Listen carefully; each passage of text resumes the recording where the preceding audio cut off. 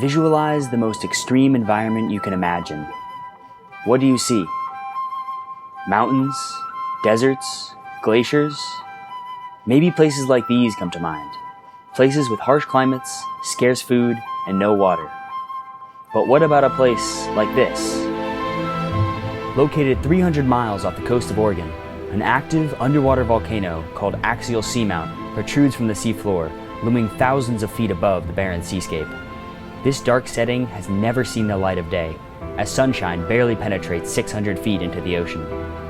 At these depths, there are conditions rarely observed on planet Earth. The pressure due to the overlying ocean is 150 times what humans experience on land. That much force is equivalent to having a Boeing 747 jet on your chest. Temperatures here are cold and constant.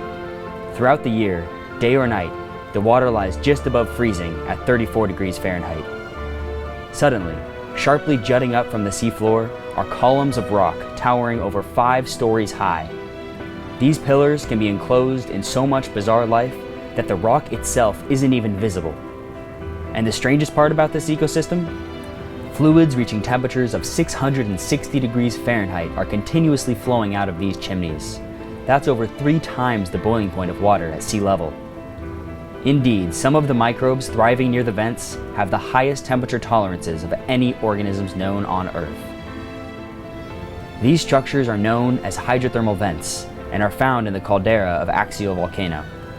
Hundreds of similar vents are found in every ocean around the world and are created when seawater seeps miles down into the ocean floor and becomes superheated by volcanic magma, forcing it back upward far from where it entered. When the metal-enriched fluids meet near-freezing seawater, they lose hold of these minerals and produce deposits that eventually build up to form these great stone monoliths.